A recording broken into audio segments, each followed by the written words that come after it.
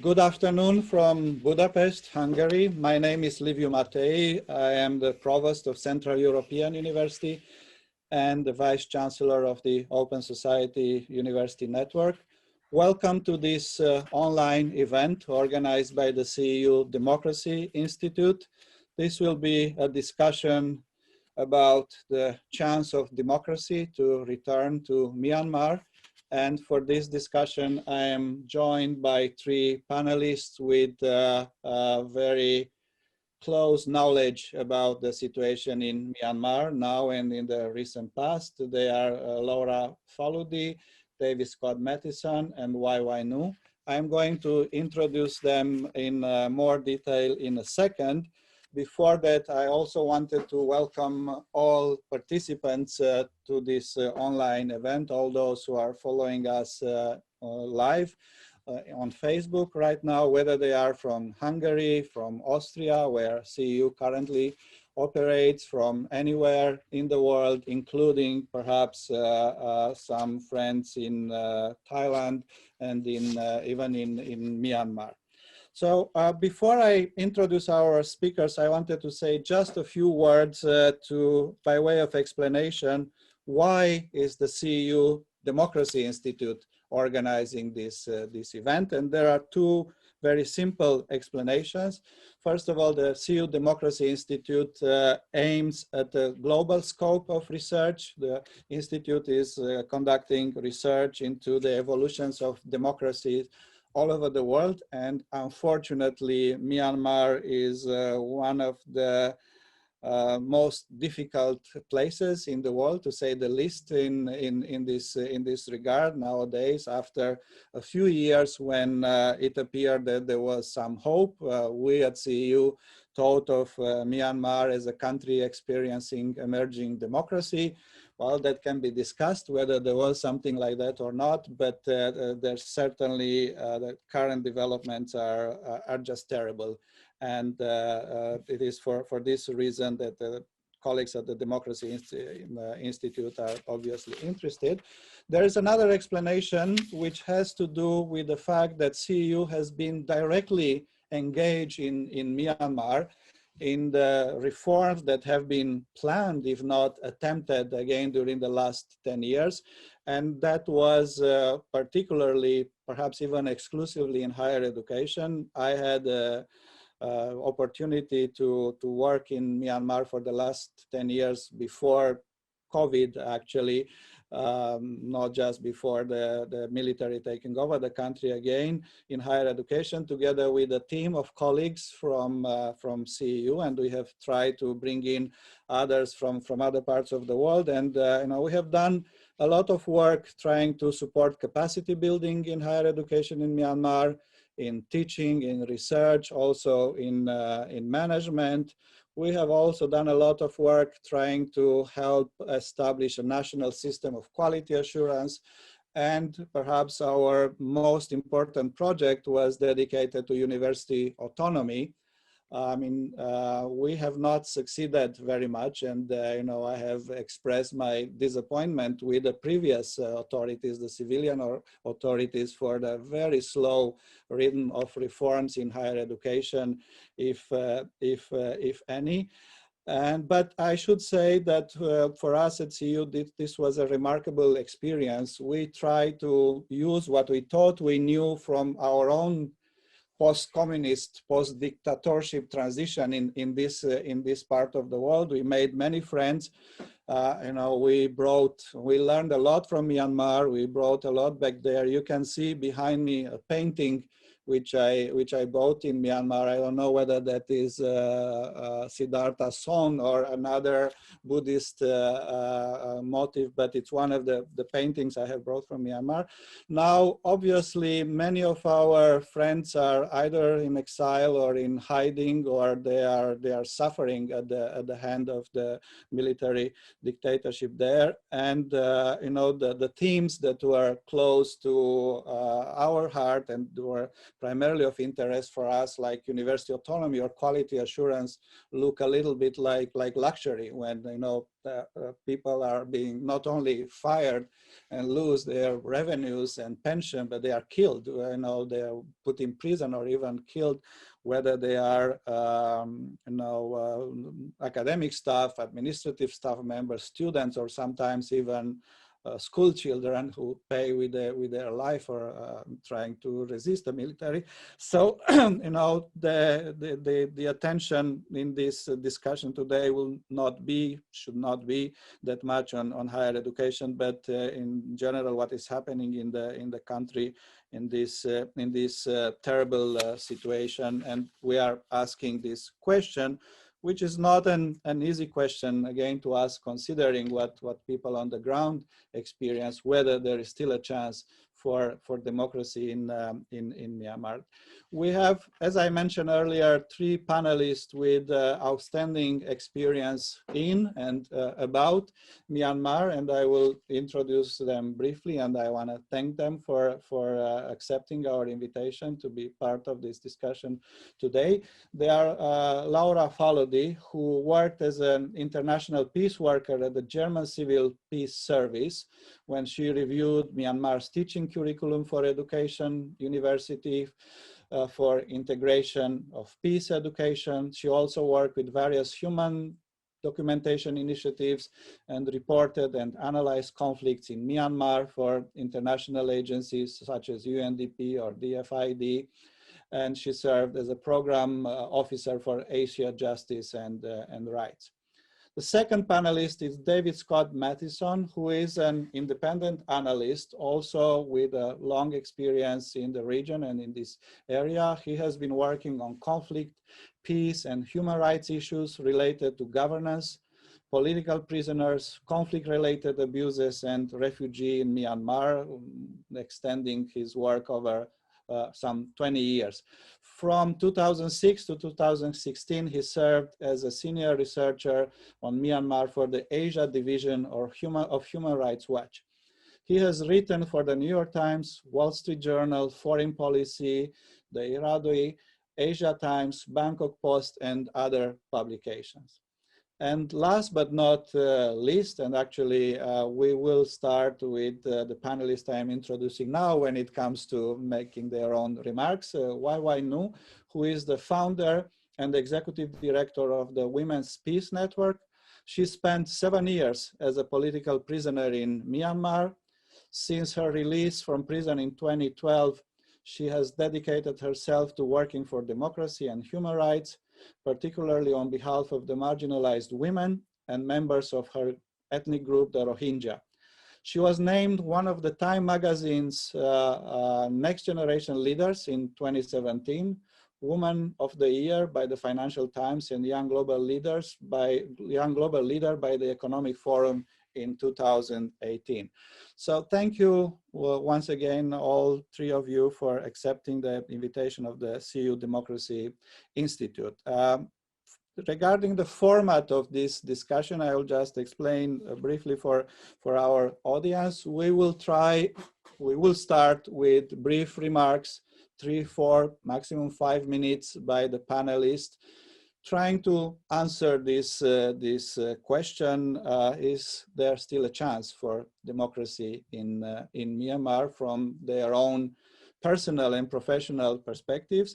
And then we will have 3 rounds of answers to questions that I will be asking, and these are, well, the questions are simple. The first one will be, what can be expected from the movement of civil resistance in Myanmar? The second one would be a set of comments also mentioning the role, or thinking of the role, of the national unity government. And then we will end with what is the situation and what can we expect from various international sources of support.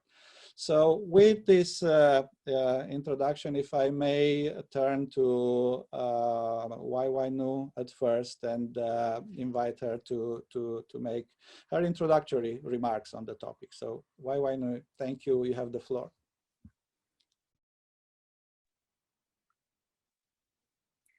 Thank you very much, Liviu, for your introductions, for your kind introductions.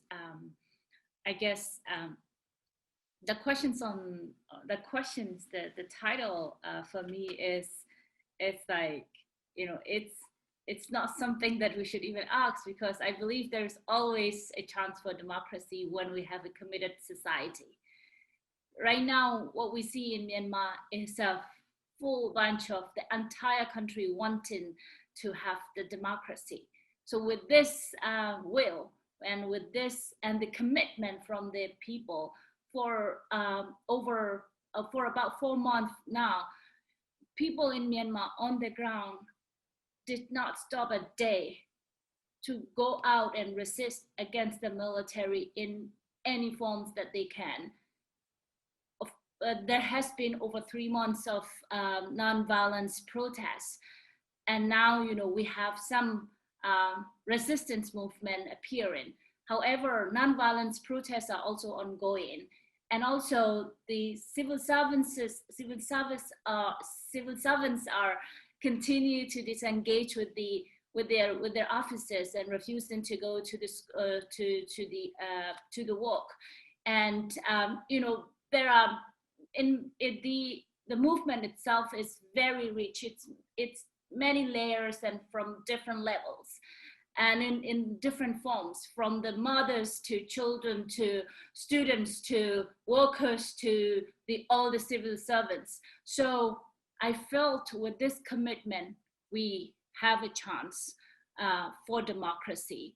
What we need is further support from everyone else around the world, from the governments, from the people, from the public, everyone's, from institutions, from media. What we need is that. If we have that, power together, then we will have a chance for democracy. In the past 10 years of, so-called democracy transitions, or what I call as political opening, we failed to address what is supposed to be addressing. And we failed to address the voices here.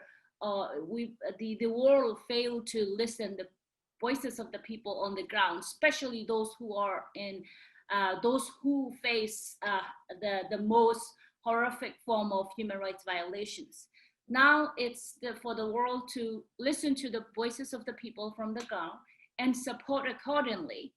And part of the reason I always say, I've been telling, most of you may agree, part of this reason that the coup was possible was the failure to address the accountability, failure to address accountability for the military institutions, for the past crimes and ongoing crimes. I truly believe that if we want to build a democracy, we need to address the accountability issue. Without that, we will never be able to achieve a full democracy, and we'll always go back to the normal, or back to the dictatorship. There's always a chance that the dictators will exploit the systems if there is no accountability. Therefore, over the past 10 years, when with these horrific forms of human rights violations, gross human rights violations in Myanmar, in particular, the genocide against the Rohingya, crimes against humanity, and other crimes that has been committed against the Rohingya and other ethnic communities has not been addressed. The military felt emboldened to stage a coup, and that was one of the biggest reason that the coup was possible. So now, if the world is with us and support us by holding military leaders accountable, by putting the right pressure on them, and if we have with this commitment from inside, we will still see democracy in Myanmar. It may, if the world is slow, it may take long. If the world is quick, we might reach to the goal quite easier without having more losses of lives and damages. I'll stop here. I will discuss further details during that question and answer. Thank you very much, Waiwa, and we'll certainly come back to some of the points that you have just mentioned. Well, it was very interesting for me to hear positive part of your message. I'm probably a lot more pessimistic what you say, given that the society, a large part of the society is committed to democracy. There is a chance, there is a future it will happen. And then you said, but people on the ground need to be listened to. And it was also very interesting to listen to what you said about the need to make the military accountable before too late. Thank you. So we continue with Laura Faludi. Laura, over to you. All right. So good afternoon, good evening from where I'm speaking. And first of all, I would like to thank you very much for the invitation to be here today, and just to take a very quick moment to acknowledge all those who maybe should rather be here instead of me, and acknowledge the privilege that I have at this moment to have the privilege of the language and to speak in this space as being a Hungarian, who've lived in this context and worked in this context for many years. And I'm trying my best to represent those folks who are on the ground as best as I can. So Mawaiwainu kind of answered the question with another question, and I was thinking about answering the question with a question as well, what kind of democracy we would be returning to, if there is a chance for democracy to go to. But I was thinking of looking at the democracy that we had, and our first reactions right after the coup, when the shock dissipated and people went out on the streets and this euphoria of the mass protests have taken over, what you've seen on the streets, or the reds of the NLD and the slogans calling for the release of Aung San Suu Kyi and the restoration of democracy. And our first reactions, me and most of my friends who I worked with, who come from different ethnic backgrounds, was well, what kind of democracy we would be returning to, because we didn't have the sense of living in a democracy in the first place. And if anything, and what Manu also mentioned, so the transition after 2015 brought more conflict in some areas than we had before. The startling violations against Rohingya in 2017, and then the whole new front of the civil war opening in the very same state of Rakhine with the rise of the Arakan army. So these different ethnic organizations across the country have been fighting a civil war against the Burmese government and the Burmese military ever since the independence, against what can be considered an aggressive Burmanization, for more autonomy, for more equal distribution of resources. And when the NLD came into power in 2015, there was a lot of hope that this is gonna change, but then those hopes have quickly diminished because there was no real perception of the government listening to all those ethnic voices, besides having the annual Union Peace Conference parading sort of ethnic leaders around. And so when the elections came in 2020 and the NLD won again last November with a landslide, that landslide was partly attributed to the fact that some of the areas where there are parties, ethnic parties who could be challenging the NLD government were present, were not allowed to vote. So thinking about Rakhine and thinking about some parts of Shan state, or they voted for the NLD as sort of a protest because they would rather vote for anyone but the military and the military-backed USDP party. So when the coup came, the reactions from the ethnic population, which is like which is like over 30% of Myanmar's population, was a little bit of a restraint. And then a lot of them looked at this coup as sort of an internal struggle between the Burmese. I had a friend of mine who called it, you know, we are just using basically the analogy that the Burma have been using for the ethnic minorities for years. We are just the children looking at our parents fighting. And so it was only a bit later that this position has shifted. And it was partly also due to so ethnic participation in the protests in the urban area. So because they came in and they joined and they changed, and the messaging of the protests have changed. And because it went beyond the release of Aung San Suu Kyi, and it went beyond, they didn't use the word return to democracy. They did demand the abolishment of the military dictatorship, but they also called for the abolishment of the 28th constitution that enables the military to hold power, and an establishment of a genuine federal union that includes all ethnic voices. And those were the messages that then also people in other ethnic areas could stand behind as well. And that was the message that was picked up then by the CRPH to some extent. So when the CRPH was founded by the remaining NLD MPs who were not arrested by the military, and then they were looking for more legitimacy domestically, then they quickly realized that they needed to include those voices as part of their vision.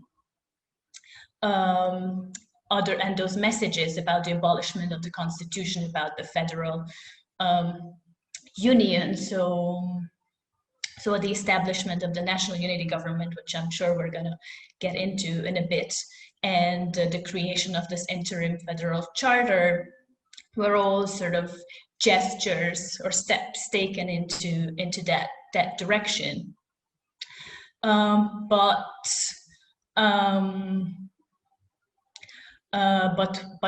when you take a closer look, at the national unity government, and which is also maybe we're gonna get into in a little bit later, and those gestures, they don't really go particularly deep, and even though there is more ethnic participation in the government, what we are hearing is that it's still the NLD core that makes decisions, and the overall sentiment is that the attitudes haven't really changed, and it's still that inability to think beyond the party as being the people, the NLD being the people and representing the whole of the country. And instead of listening to those voices, the attitude is just trying to lead and expect others to follow. And of course, there are a lot of questions about how much they can make actual decisions, radical decisions, with the leadership in being held captive, and how much those decisions can be nullified once the leadership is released, and how much space they actually have being sort of this homeless online government and fragmented across the country. But so if there is to be a democracy, and a genuine federal democracy at best, then from the ethnic perspective, there has to be genuine steps taken for trust building, and it has to, this idea of this caretaker, benevolent Burmese sort of supremacy has to be let go for for this struggle to become successful.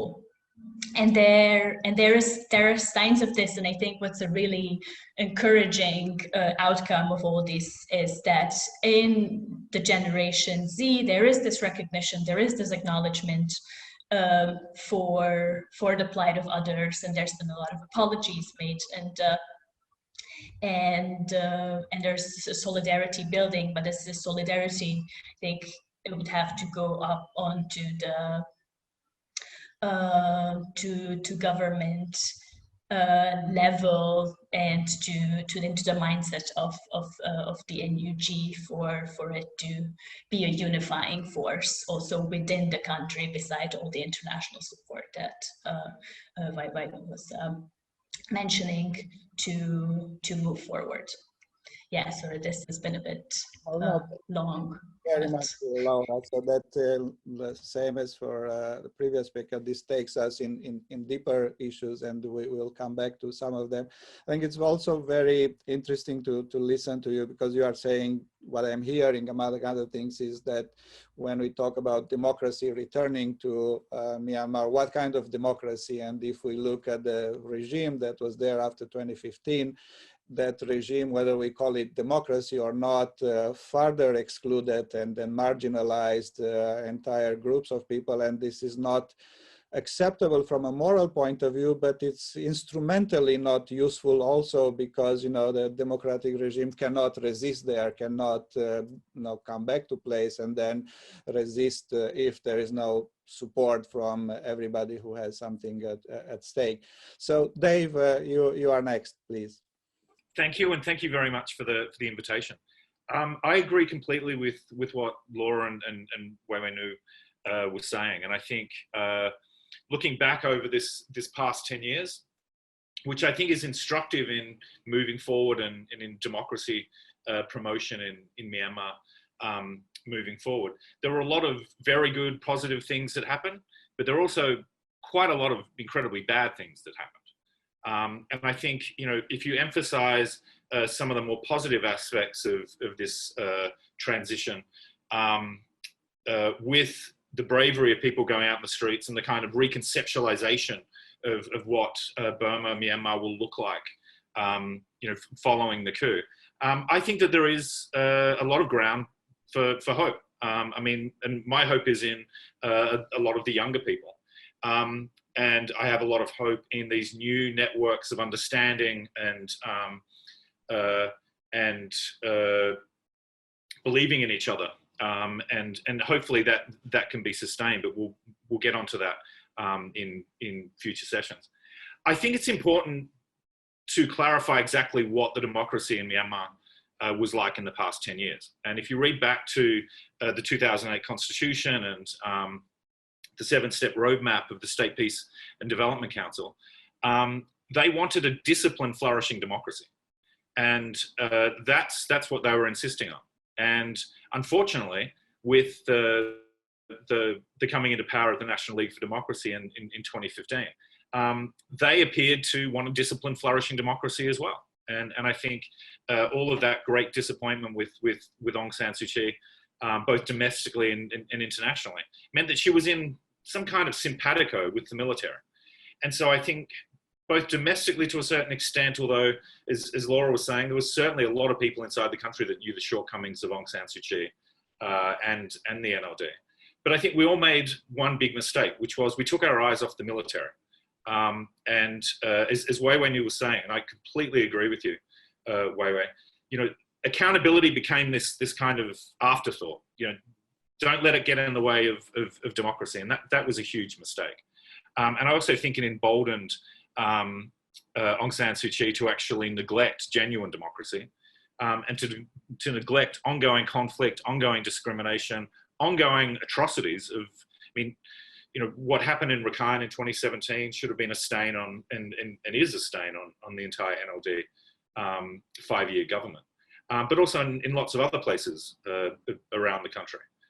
Now, in 2020, what was remarkable was that there was this huge turnout, 71% around the country. There were 5 million first-time voters, not all of whom voted, but 5 million people who became of voting age in the past 5 years. And for those who voted, there must be a sense of, this is the military back stealing away the past 10 years that's my future. And I think that's what's driving a lot of ongoing resistance now from young people, but also from people who lived through the dictatorship, people in their 50s and 60s. Like, I don't want to go back to how I grew up. And I think all of that to me is very positive and hopeful for the future.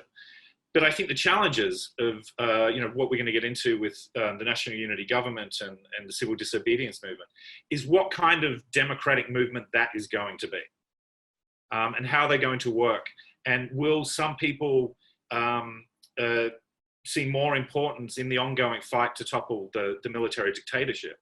And let's deal with democracy and human rights and accountability and things later. I think we've learnt those lessons, the hard way, that you can't separate them and you can't stagger them and you can't sequence them. They've all got to be done together. And I think, my final point here is that we all have to think of ways to support many different anti-military platforms, whether it's civil disobedience, the NUG, or others, and ensure that they do learn from the past. They do learn that the exclusion of the Rohingya and many others was a huge mistake. That not repealing a whole raft of laws was a huge mistake. Not pushing for greater investment in health and education and support for civil society was a huge mistake.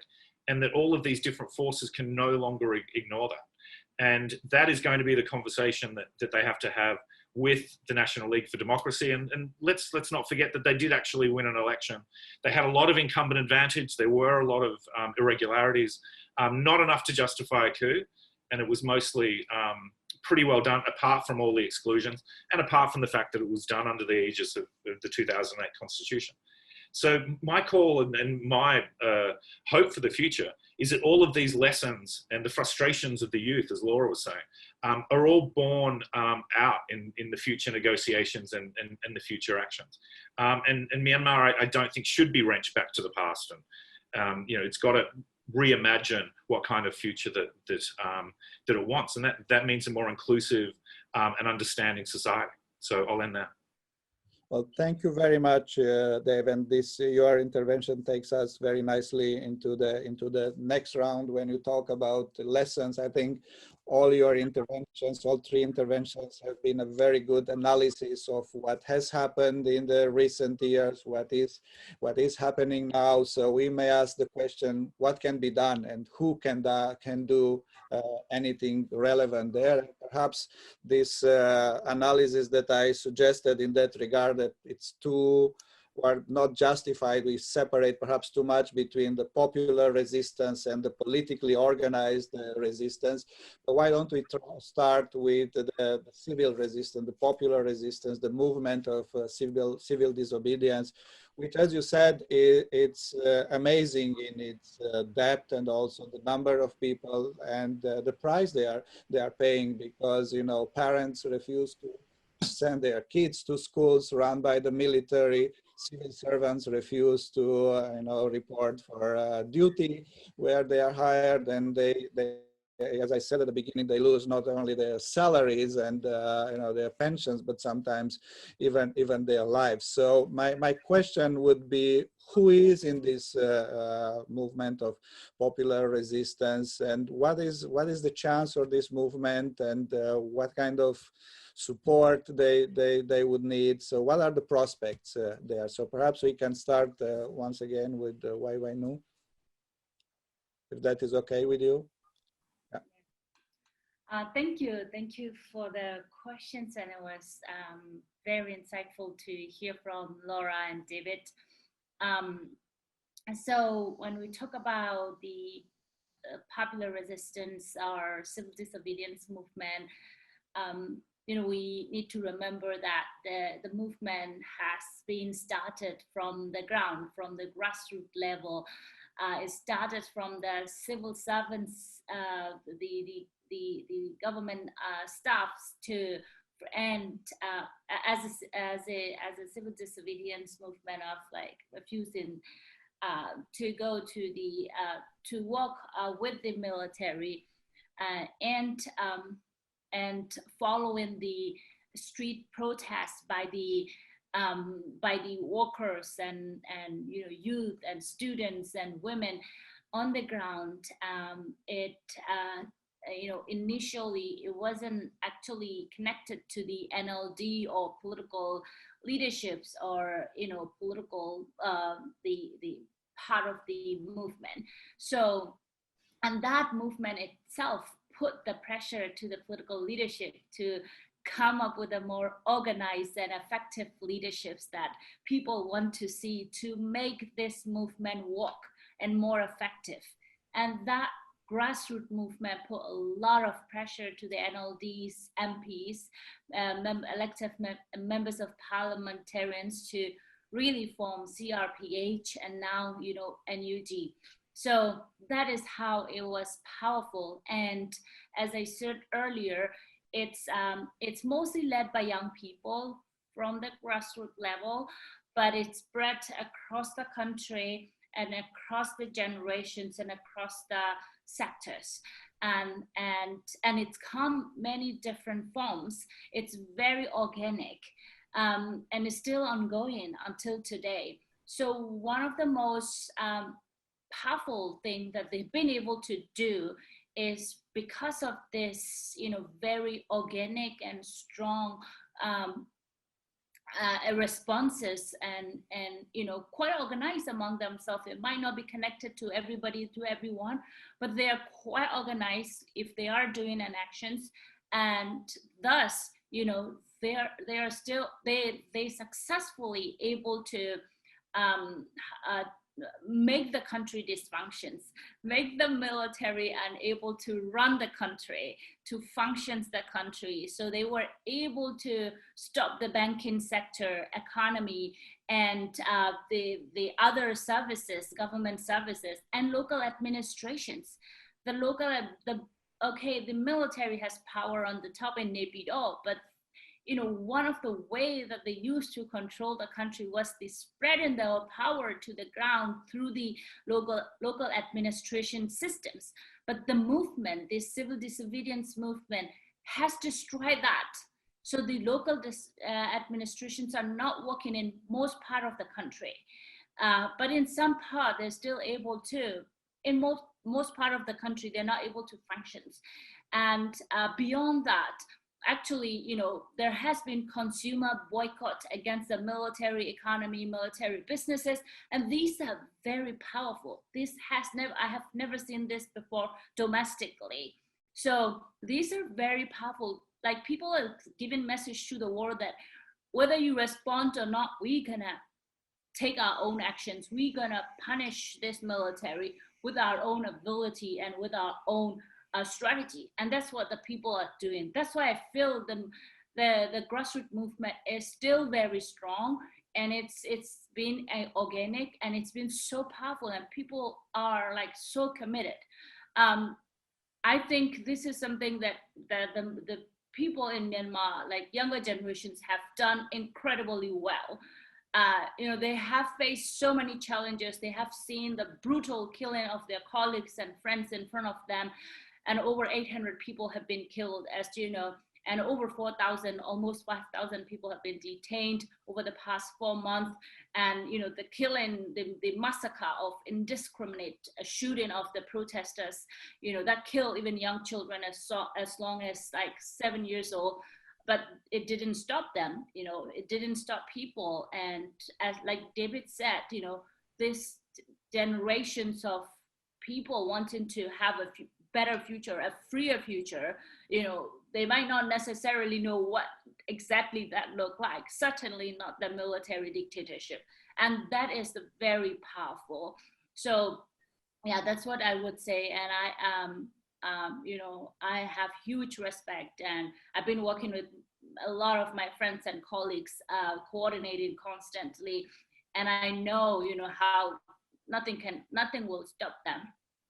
Well, thank you again, Waino. So that is extremely informative and interesting. And again, there is a glimpse of hope there when you say this is a grassroots, spontaneous movement, but it is organic, organized, and effective at the same time. So that there is a little bit of hope there. So Laura, would you like to continue? Yeah, I will definitely second what Waino said about the incredible power of the CDM, because I remember, and the way it kind of revitalized even like the protests, because there was that point when, you know, people in the first sort of after the first shock, and people went out on the street and protested. After a while, you know, the thinking was, well, we can go out and we protest and they can just ignore us, like they can shoot us or they ignore us, and then, you know, people get tired, they get exhausted, they go home, and then they sort of, you know, just live with the reality of what happened, because you can ignore protesters. I don't know, as a Hungarian, I'm well aware of the, you know, the power or the powerlessness of political demonstrations. But when the civilian disobedience movement started and spread, you know, like a whole country refused to work under the regime, and then you can't shoot everyone, you can't put a whole country into prison. And the way the way it spread, really, as Waino was saying, into all sectors, really all walks of life, into all different kinds of professions, from really engineers and teachers and all ministry workers, and taking part and really paralyzing the country is incredible. And the tenacity of it all is because, like, if you consider how dependent certain civil servants, for instance, were on the jobs they were having. It's not just their salaries, it's not just their income, it's their housing, it's the housing of their, you know, their families, it's all the additional benefits they were getting from those jobs, and they didn't have savings to, you know, rely on and like sit out, you know, like we're gonna go on CDM for a few months and then we'd live off our savings account for a bit, and then like there was none of that prospect and none of that stability. So we're talking about incredible sacrifices, and, you know, people were forced out of their houses, they had to go into hiding, not to mention and now, you know, we have these laws that like it's illegal to be part of the CDM, it's illegal to support them, so you can get arrested, you can get imprisoned for taking part and get really, really heavy sentences. And not to mention then policemen and the military who joined the CDM, which is another additional risk-taking because of the consequences for them, and instances are sometimes much more severe. And still there is a massive amount of especially police officers who refused to shoot you know, their own countrymen, who refused to be part of this, and then now they're hiding mostly in ethnic areas. So the incredible power of that, and then as also Waino was saying, that it's still ongoing now. We've had 4 months, and people are still holding out. And then the question is obviously whose resources, you know, are gonna sort of last longer. And it feels like, you know, the military, as even though they're suffering, because it's like they're suffering huge losses,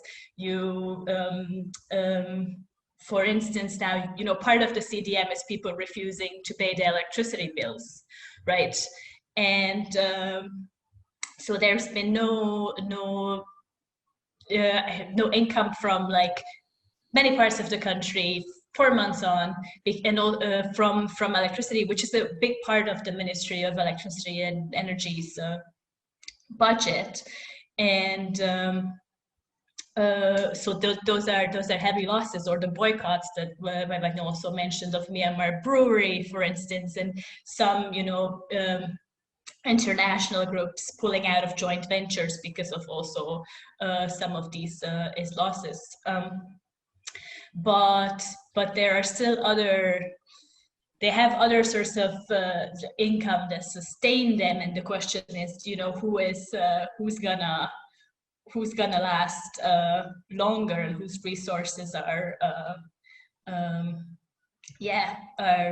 last longer in this sort of game. Yeah. Laura, Dave, would you like to continue? Yeah, I mean, just building on some of that, I completely agree with both of you. The thing that really struck me and will always, you know, be part of my memories of this is the pots and pans banging. I mean, once that started a few days after the coup, I was like, yeah, this is the military has made a huge mistake. Like this really shows that people want to drive the devil out. And then, you know, as things built on, it was the innovation of some of the protests. You know, my favorite was definitely the potatoes and the onions on the ground, kind of blocking intersections, and people saying, well, we have to pick them up. And then the cars breaking down and blocking traffic. You know, I think authoritarian systems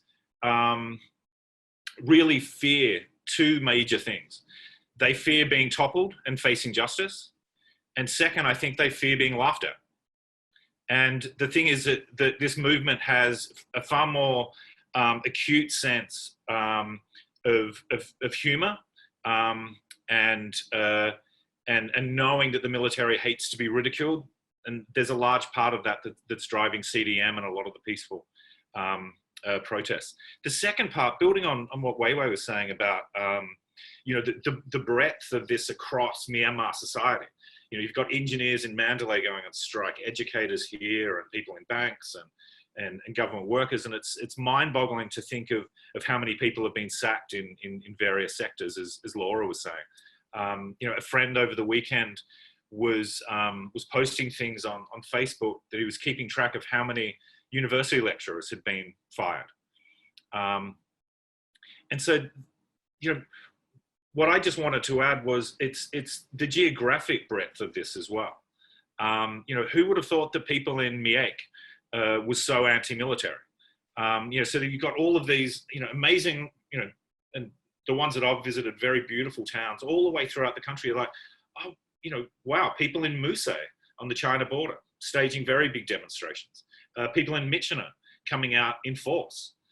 People in Tarchale, which is you know, close to where I'm living, Loikor. You know, Mandalay didn't come as a surprise because that's been a hotbed of anti-military sentiment for quite some time. But that to me really kind of captures the depth of the anger against the military and the coup d'etat.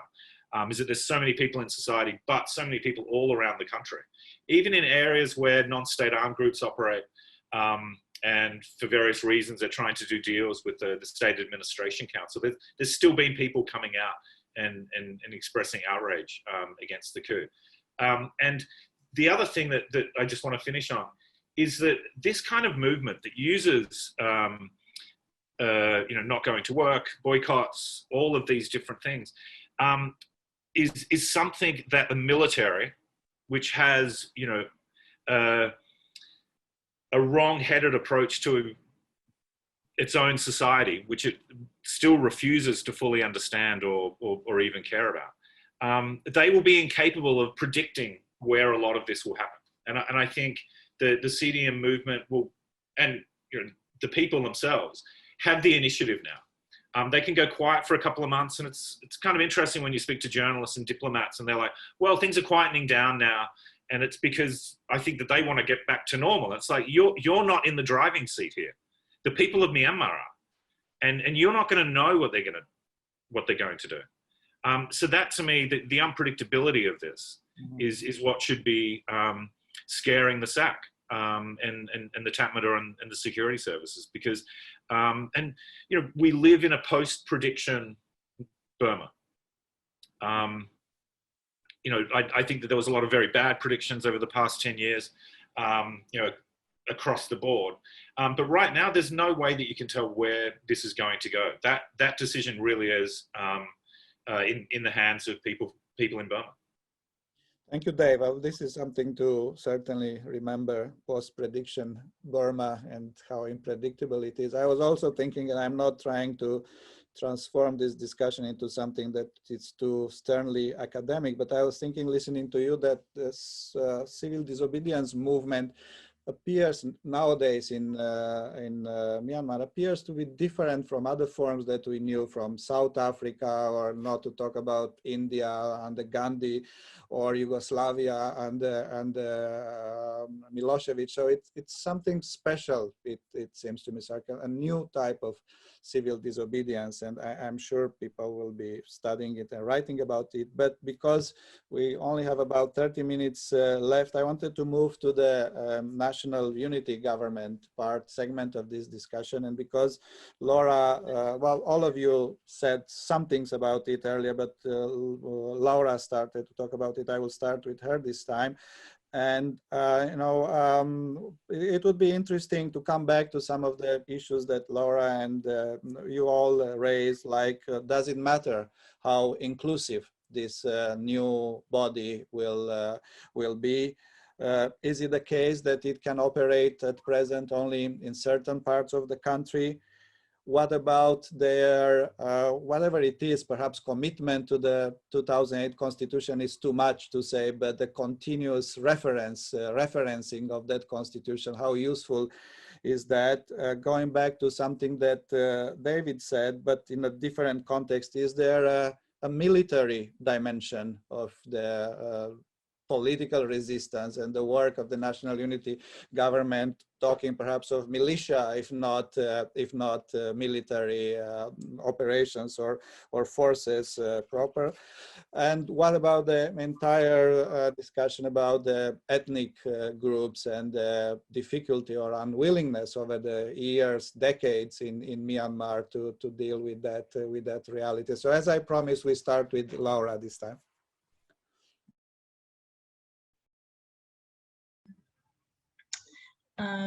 All right, so yeah, I would like to go back to maybe what I think both Waibano and maybe David mentioned about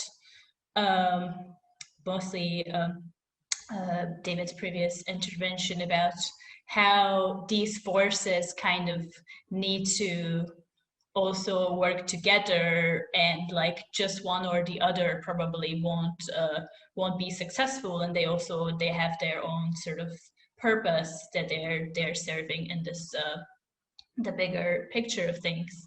And with the NUG, I think it is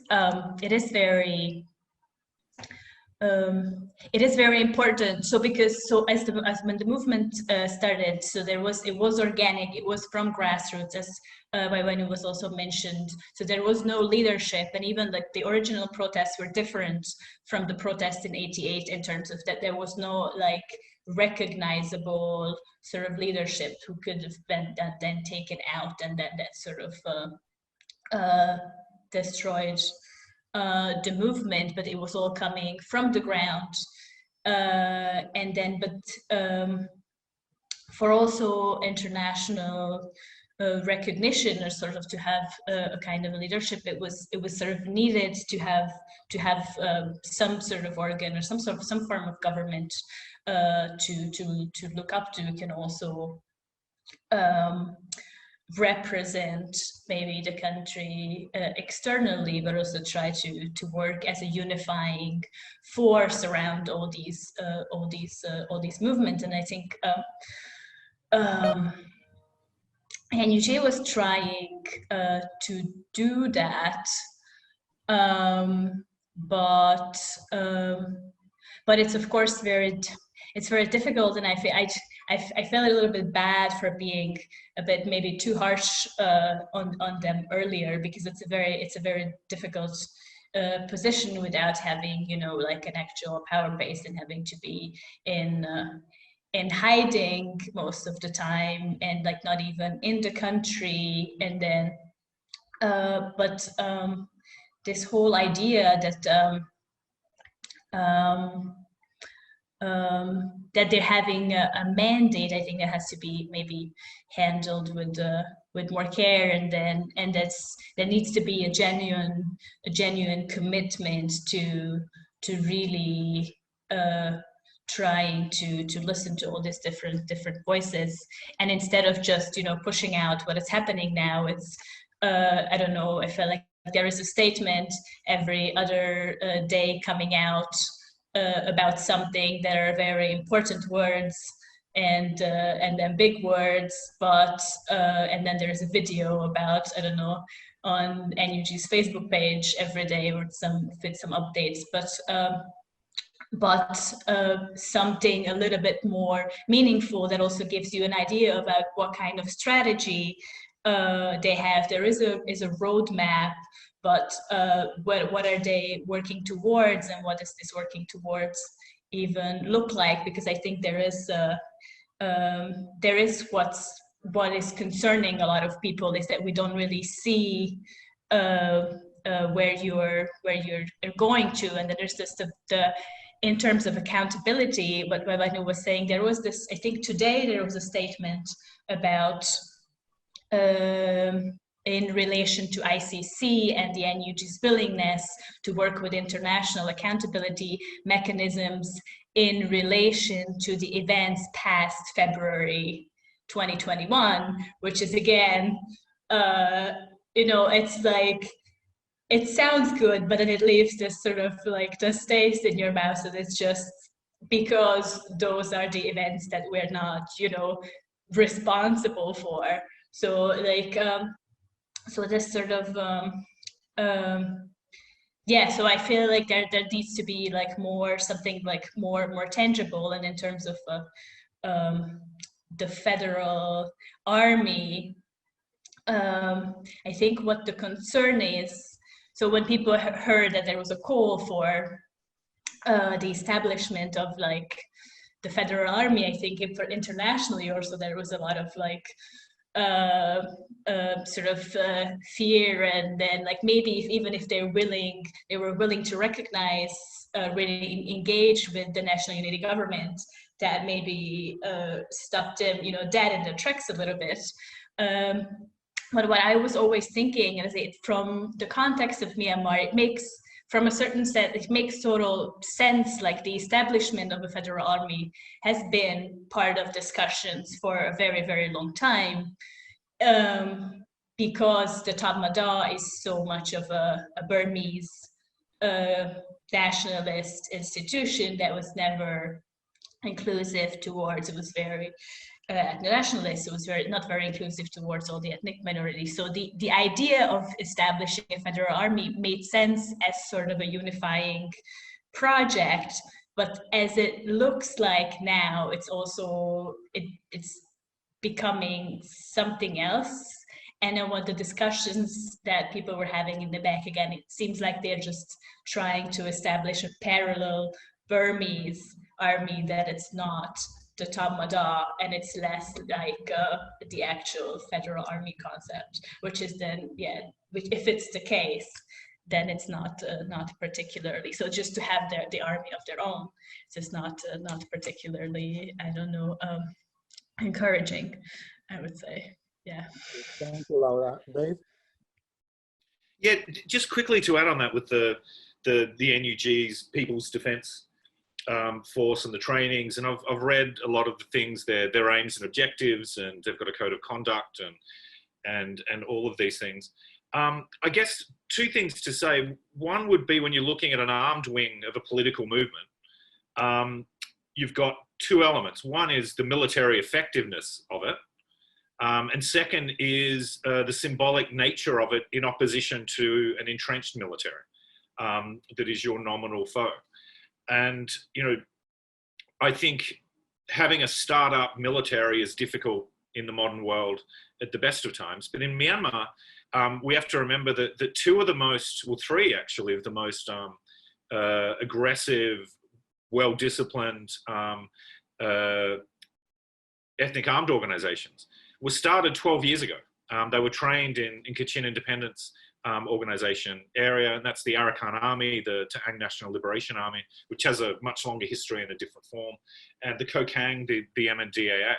And all three of those groups did manage to raise armies, get combat experience, and operate in ever-expanding territory, and now have armies of several thousand each. So it's not beyond the reach of the NUG and the PDF to actually do that. But I think that there are so many different challenges. As Laura was saying, how do they operate with other EAOs? How do they operate with other local PDF forces? How do they operate in a much messier security landscape than Myanmar's seen in the past? Remember that the Myanmar security landscape is one of the most complicated in the world before the coup. And finally, just on that, the peace process was pretty much comatose before the February 1st coup. The coup basically gave it, pardon the pun, the coup de grace. There is no formal peace process, even with the commander-in-chief announcing another unilateral ceasefire yesterday, which I think is just utterly absurd. So I think looking at the PDF and the arm wing of the NUG, it's something to watch very closely and not just easily dismiss. Thank you, Dave. There is a question in the meanwhile. I don't know, perhaps Wainu can take it in her intervention, or you too, if you wish. How does NUG, which pledges allegiance to NLD, not fall into a trap of sacrificing what may seem to them lesser goals for a greater end of returning Myanmar to the path of democracy? But over to you in any case. Yeah, thank you. So along with that, I think I just want to add a little bit more on the some of the challenges or ethnic dimensions within the NUG, as Laura was earlier describing a bit. I think it's been quite impressive to watch the NUG grow from a very core NLD's formations as a CRPH to NUG. I must say that with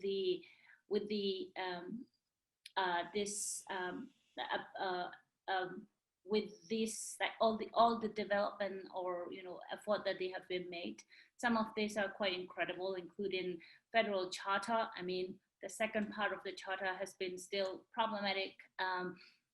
But yet it's a great start, and now with the NUG's formations, I'm not sure it is, if we can say it as a coalition government, but it's certainly more inclusive than perhaps previous NLD government. So that is something I think quite an improvement, but it's not quite yet there what the country is needed. So that's what we are missing. And now this is what the big task for the NUG, to be able to engage and include, engage with different ethnic communities and include them in the processes along with them, basically remove their way of thinking and the way of acting in the past as a guardian of the nations, as most ethnic peoples are disappointed about over the past several decades, seeing Burmese leadership taking ownership of the country and manipulating the politics. Now is the time for them to realize this way of thinking is not going to work. And some of the challenges that we are seeing, both technical as well as this political challenge that NUG is facing internally, it's because of this attitude. Laura touched upon it a little bit. The attitude hasn't changed much yet. So the way of, still people are criticizing that the NUG's decisions or performance has been somehow controlled by the NLD oligarch. So these are some of the criticism that they really need to take seriously and, try to decrease these tensions and criticism. Otherwise, they will lose more support from the ethnic communities. I mean, they haven't been able to convince all ethnic communities yet, although they make quite good relationship with some ethnic communities, some ethnic groups, but not everyone yet. So, you know, without you being included, everybody included, it is unlikely that to make a successful story here. So it is crucial. No one is left behind. It is crucial everybody feel they've been respected and included along with these processes, and there is a promising future for everyone. And when I say everyone, it includes the Rohingya as well.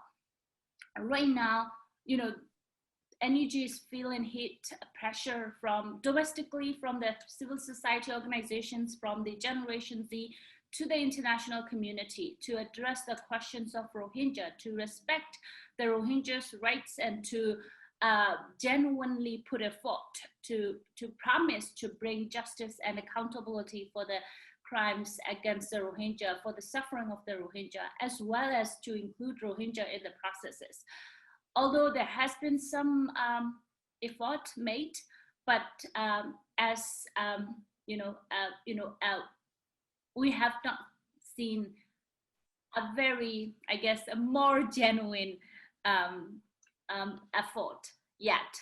So that include, like, there has been hesitancy to at least start from the apology to the Rohingya, to including them in the processes or meaningfully engage in them. Although there has been some reach out and some consultations ongoing, but there hasn't been like a genuine engagement to the Rohingya. So we need to push the NUG a bit farther on that. Otherwise, you know, we don't want to see another, you know, make up story. We want to see genuine story. You know, that's how we will make a genuine change. If we neglect true democracy, true essence of democracy, true values on the democracy, and true values on the federalism that people wanted, then, you know, we're not gonna see, the true future, right? The genuine future. So without that, you know, Burma will be, you know, going back to this vicious cycle again and again. And I think that is why, you know, at this point, what is more important is we understand NUG has challenges, restrictions. However, you know, every processes and every decisions has to be inclusive, as well as the approach, their thinking, their strategy in terms of including ethnic communities should be inclusive. And without that, you know, it's going to be a little, you know, it is going to be a loss for the country. I see this as a golden opportunity for the country to fix the past experiences, to fix the past lessons learned, and, you know, come up with the new visions for the country with a genuine political will and genuine effort. You know, that's what the opportunity is about. And the leadership today has to be very responsible. And leadership mean like Burmese leadership, NLD leadership has to be very responsible. The ethnic community has suffered so long, and Rohingya is one of the worst.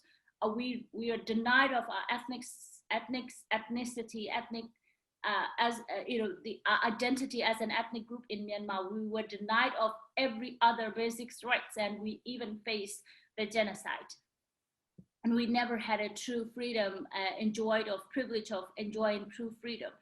This is a very golden opportunity that the leadership can turn it to the different versions of this, work in the different visions for the country, and, you know, fight for this freedom, true democracy together. If not, it's gonna be a big loss for the country. Thank you.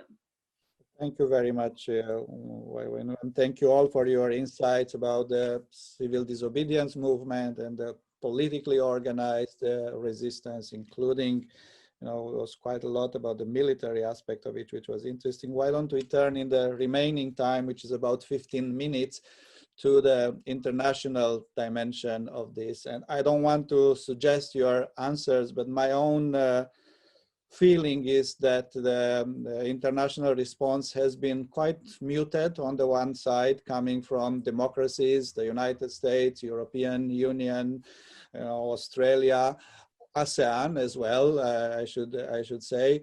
And on the other side, there has been direct or barely disguised support from other countries such as Russia. The high-level defense official from Russia was there, about a week ago, a week before the coup, to give a blessing, and they continue apparently to have businesses in the arms trade with the military, and then China is a little less forthcoming, but not less efficient in their support. And there is a lot of talk about our other interests and about the cynicism of some political and military power in supporting the military regime there. So the question is, what is actually the situation and what can be done? What should be done? And I'm afraid we'll have very little time for this, perhaps 2-3 minutes for each of you. And if I may invite David to go first this time. Okay. Just quickly, I think I agree with your outline there that the West has really been largely muted, and a feeling of helplessness is sunk in, I think. And I think that's a mixture of very little political capital and very little leverage for them to actually make much of an impact. But I also think, in large part, it's a lack of imagination. And it's a lack of Western countries actually thinking, how can we, this is going to be very difficult, how do we actually do this?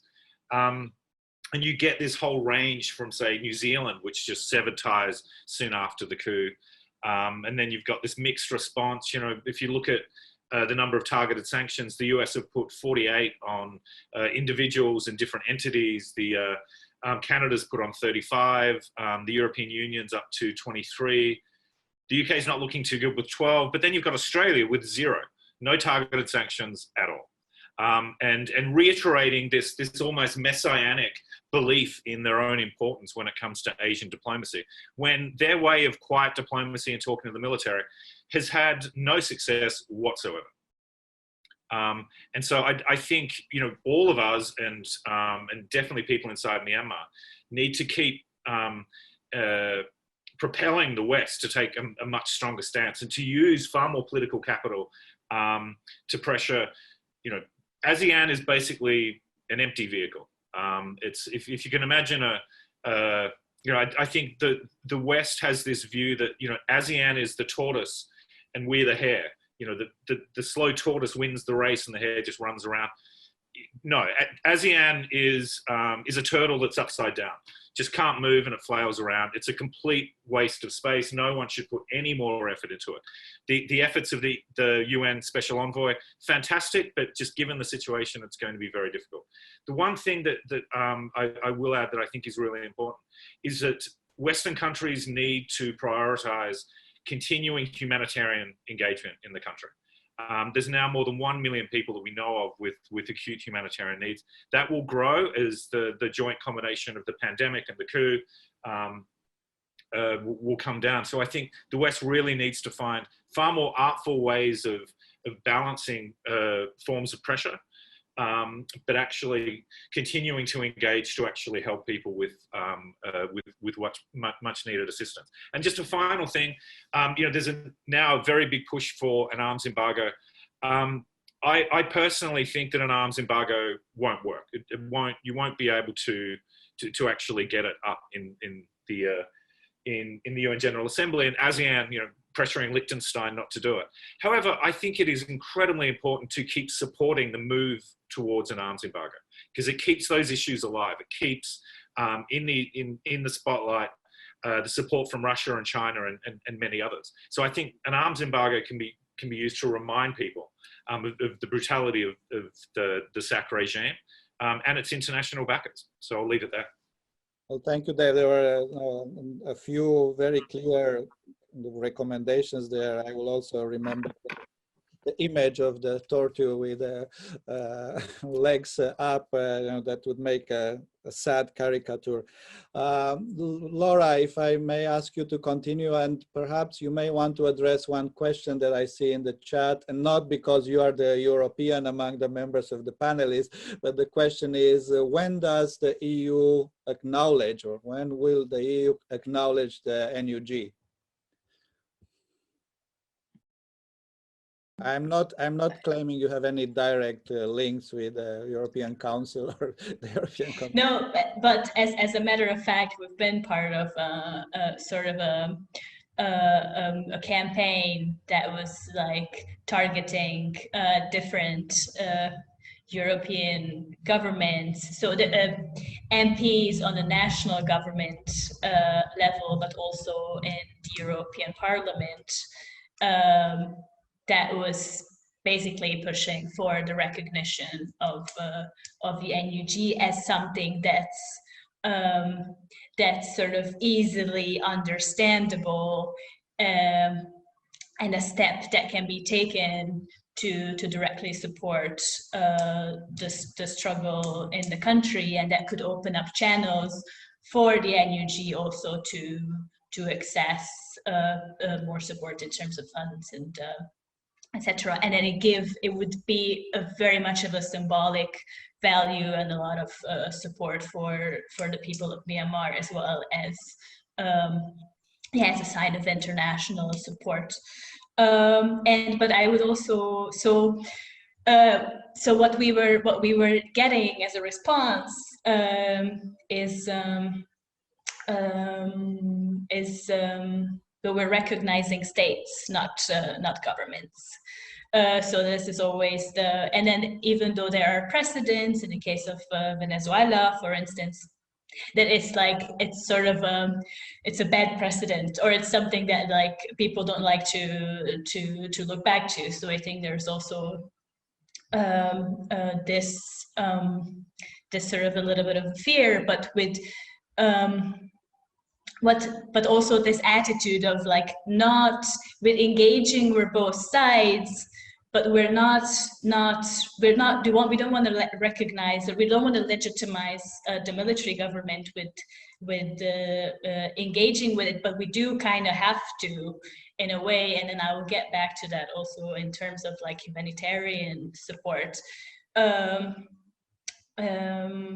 we're also in talks with the NUG, CRPH. Many European governments are in fact in direct contact with them on a regular basis.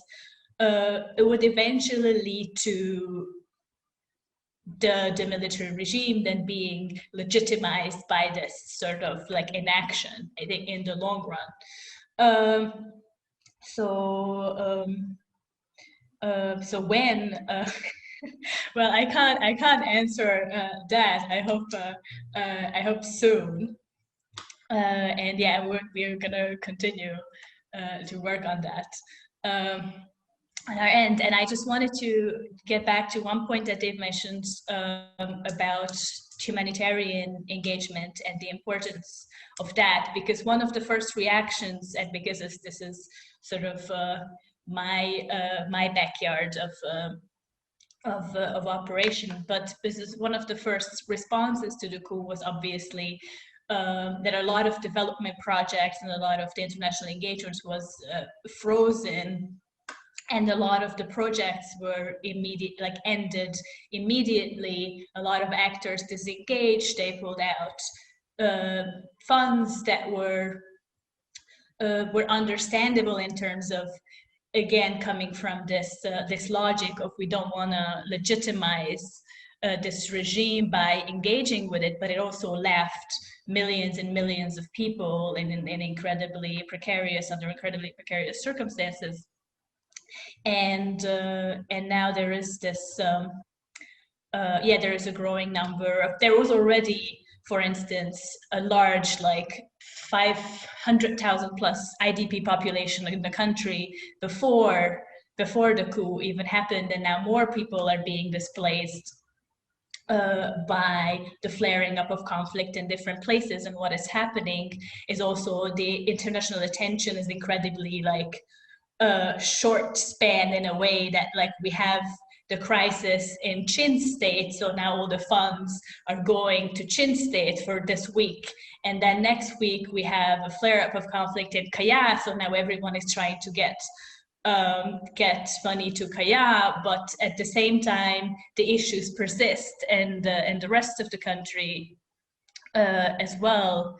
And it's been always challenging to find people to engage with for internationals in terms of who are the local civil society partners that we can support. And now that has become even more complicated because a lot of the organizations lost their funding. They basically ceased to exist, and they had to go underground. They dissolved for security reasons. So now even like new partnerships has to be found, and there are these civil society networks that can be supported. So what Dave also was saying, there needs to be more flexibility in terms of funding. There needs to be more ingenuity how we can reach those people, especially considering the difficulties with banking and getting physically like money inside the country to support. Thank you, Laura. Waino, you have the last word, at least on this round. Thank you. So I would, okay. So yeah, I agree with what Laura and David has they suggested or thoughts on the international response. I also think the international response has been extremely slow and ineffective.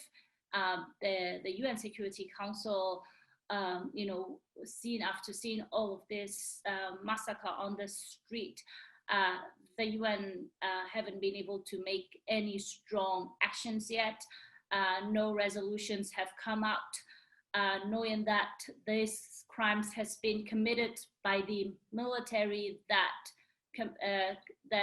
has been committing international crimes over the past decades, including genocide. Even so, there has not a single resolutions or a strong actions has taken. And now with the GA resolutions, the countries, including ASEANs, are putting all their effort to water down the resolutions and to prevent this calls on the global arms embargo. And it's been a shame. It's very shameful how the world is reacting while people are dying on the ground, just to fighting for democracy and freedom. And that is completely unfair. And, I think what is very important for us to push the world to make understand again and again, I'm so disappointed that we have to make we have to make them understand this, while it should be their moral and, that their responsibility, that the military, this is not a normal military coup. The coup happened by the coup. The leader of this coups are the people who are responsible for the genocide, and this is not a normal military coup that we have to that we need to acknowledge, and the world need to acknowledge. These are genocide criminals and taking over the country, and there is a huge risk of a recurrence of the crimes. And already we are seeing the way they have been brutalizing against the people, civilians. They're using similar patterns, similar tactics that has been used against the ethnic communities and Rohingya. And for the world to just watch and do nothing, it's utterly irresponsible. Although there has been some sanctions taken by the US and a few other countries, they are not being effective because they're not comprehensive or cohesive or coordinated. So what we need right now is a more coordinated, comprehensive, and cohesive actions that include providing paying attention to the humanitarian aids, providing humanitarian support to the supporting CDM movement and the democracy movement as a whole, to taking actions, some more coordinated actions against the military leadership, military individuals and their businesses. So the economic sanctions, the coordinated economic sanctions, and of course the global arms embargo, and holding the military leaders accountable by referring the situations of the Myanmar to the International Criminal Court or other ad hoc tribunals. So, all of this has to come together in a cohesive and comprehensive manner. And that is what we need now. Otherwise, we'll be failing the country again and again. Well, thank you very much to all of you once again. And before I wrap up, I wanted to ask if there is any final comment you would like to make, anything that you didn't have a chance to say and would be important for this conversation. You don't need to be obliged to, but if there is anything, please. No, I just want to say thank you for having us, and it's been an honor to join this discussion. Thank you for doing this panel too. Well, thank you very much to all three of you, Wainu, Laura Faludi, and David Mathieson. This was a very interesting discussion. Obviously, all three of you are extremely well informed, and there was quite a lot of new information for many of us, I'm sure, also in the audience. Also, I was very impressed by the balanced analysis that you offered. It was moving to hear Wainu, a Rohingya, saying, well, NUG might be making mistakes, NLD made mistakes, they have responsibilities, but be aware that they have challenges as well. And no, don't rush to judge them and to sentence them to inactivity or inefficiency before you understand and support them. So I think that was an expression of what I would call very nuanced analysis. It was also very direct, blunt analysis, as it should be. Again, Wainu said, this is genocide. It should be called genocide, and it should be treated and answered to as a genocide. And if we hide ourselves around the bush or behind our own fingers, that will not be helpful.